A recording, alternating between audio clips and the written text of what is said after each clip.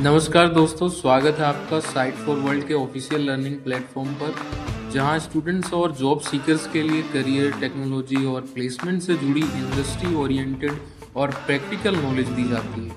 अगर आप अपनी स्किल्स को नेक्स्ट लेवल तक ले जाना चाहते हैं, तो आप बिल्कुल सही जगह पर आए हो। चलिए शुरू करते हैं आज का इम्पोर्टेंट सेशन।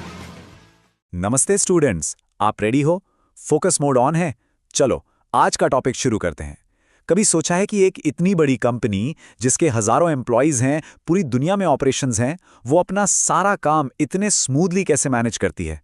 एक देश की सेल्स टीम को कैसे पता चलता है कि दूसरे देश की फैक्ट्री में क्या बन रहा है? इसका जवाब एक सिस्टम में छिपा है जिसे कहते हैं ERP। यह है कंपनी का डिजिटल ब्रेन। चलिए इसको आसान भाषा में समझते हैं। एक मिनट के लिए सोचिए, एक बड़े बिजनेस का सेंट्रल कंट्रोल सिस्टम क्या होता है? ऐसी कौन सी चीज है जो हर डिपार्टमेंट को, मतलब फाइनेंस से लेकर वेयरहाउस तक, आपस में जोड़ती है, जिससे लीडर्स को अहम फैसले लेने में मदद मिलती है? यही वो सेंट्रल ब्रेन है जिसे हम आज एक्सप्लोर करने वाले हैं। और इसको समझना आपको मॉडर्न बिजनेस को समझने के लिए बहुत जरूरी है। समझ आ रहा है ना? अच्छा, तो एक सेंट्रल सिस्टम के बिना किसी भी बड़ी कंपनी में चीजें काफी मेसी हो सकती हैं। सबसे पहले आइए देखते हैं कि कंट्रोल से पहले का ये जो केओस है, एक रियल बिजनेस एनवायरनमेंट में आखिर दिखता कैसा है। स्क्रीन पर देखिए, ये एक आम सिनेरियो है। सेल्स टीम के पास अपना डेटा है, फाइनेंस डिपार्टमेंट अपने अलग सिस्टम में काम कर रहा है, और वेयरहाउस का सिस्टम तो बिल्कुल ही अलग है। इसका रिजल्ट क्या है? इन्फॉर्मेशन आपस में शेयर नहीं होती, फैसले लेने में देरी होती है, और आखिर में नुकसान कस्टमर का होता है। हर डिपार्टमेंट ना एक आइलैंड की तरह काम कर रहा है, एक टीम की तरह नहीं। सिचुएशन समझ रहे हो? तो इस कियोस का सॉल्यूशन क्या है? सॉल्यूशन है ERP, यानी एंटरप्राइज रिसोर्स प्लानिंग। इसे आप कंपनी का डिजिटल ब्रेन या सेंट्रल नर्वस सिस्टम समझ लीजिए। बेसिकली ये एक सिंगल सेंट्रल सॉफ्टवेयर है जो हर चीज को, फाइनेंस और HR से लेकर सेल्स और सप्लाई चेन तक, एक ही प्लेटफॉर्म पर ले आता है। सारी जानकारी एक जगह, उन सभी के लिए जिनको इसकी जरूरत है। क्लियर हुआ? अब जाहिर है कि इतना पावरफुल सॉल्यूशन एक सिग्निफिकेंट प्राइस टैग के साथ ही आएगा। इस अगले सेक्शन में हम एक ERP सिस्टम को इंप्लीमेंट करने की जो $multi-million लागत है, उसको आसानी से समझेंगे। रेडी हो? देखो, कॉस्ट का मतलब सिर्फ सॉफ्टवेयर खरीदने की कीमत नहीं होती। असली लागत को समझने के लिए हमें देखना होगा टोटल कॉस्ट ऑफ ओनरशिप, यानी TCO। इसमें सॉफ्टवेयर लाइसेंस, जरूरी हार्डवेयर, कॉम्प्लेक्स इंप्लीमेंटेशन प्रोसेस और मेंटेनेंस और सपोर्ट की सालाना फीस, सब कुछ शामिल होता है। सिर्फ प्राइस टैग नहीं, पूरा पिक्चर देखना है। यहाँ एक रियल वर्ल्ड नंबर है चीजों को पर्सपेक्टिव में रखने के लिए। एक छोटे 20 यूजर सिस्टम के लिए भी शुरुआती लागत $72,000 तक हो सकती है।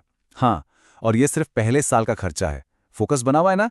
ये एक काफी बड़ा इन्वेस्टमेंट है, सीरियसली। तो ये $72,000 का फिगर बनता कैसे है?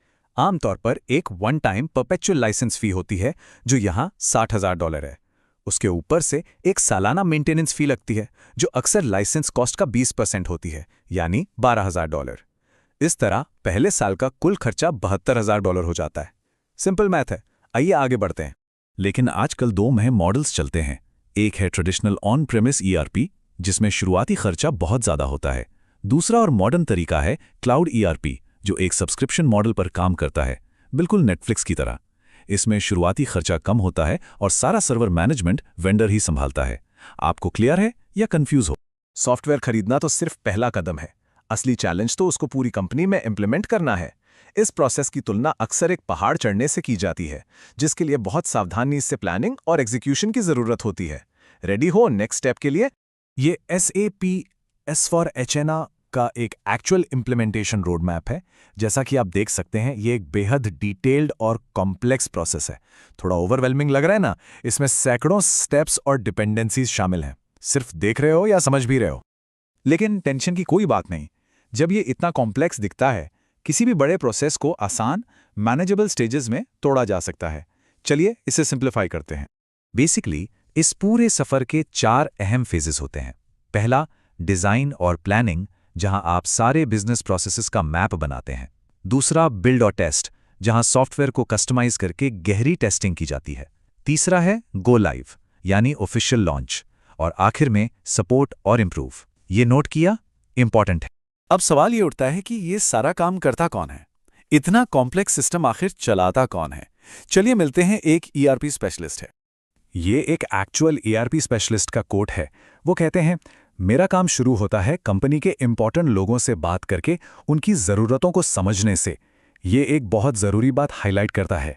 ये जॉब सिर्फ टेक्निकल नहीं है, ये लोगों और बिजनेस की ज़रूरतों को समझने के बारे में है। इस टिप का पर्पस समझ आया? तो एक सफल ईआरपी स्पेशलिस्ट को स्किल्स के एक यूनिक ब्लेंड की ज़रूरत होती है। बिजनेस प्रोसेसेस को समझना, रिक्वायरमेंट्स गैदर करने के लिए कम्युनिकेट करना, सिस्टम सॉल्यूशंस डिज़ाइन करना, मिलकर समस्याओं को सुलझाना और यूजर्स को ट्रेन करना। ये एक मल्टी फैसेटेड और काफ़ी वैल्यूबल रोल है।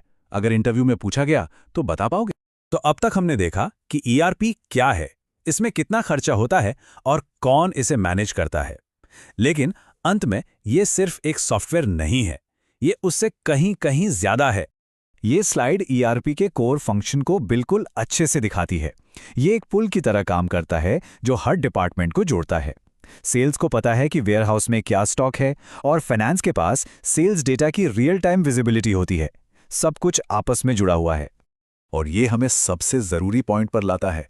एक ईआरपी इंप्लीमेंट करना सिर्फ एक आईटी प्रोजेक्ट नहीं है, ये एक बुनियादी बिजनेस ट्रांसफॉर्मेशन है। ये कंपनी के काम करने के तरीके को बिल्कुल फंडामेंटल लेवल पर बदल देता है। तो हमने समझा कि आज का ईआरपी क्या है, लेकिन आपके लिए एक आखिरी सवाल। जैसे जैसे आर्टिफिशियल इंटेलिजेंस और पावरफुल हो रहा है, आने वाले कल का ईआरपी कैसा दिखेगा? क्या वो बिजनेस के लिए अपने आप फैसले लेना शुरू कर देगा? इस पर जरूर सोचिएगा। मिलते हैं तो हमारे चैनल को सब्सक्राइब कीजिए और वीडियो को अपने दोस्तों के साथ शेयर जरूर कीजिए। कमेंट सेक्शन में अपना डाउट या नेक्स्ट टॉपिक लिखना मत भूलिएगा।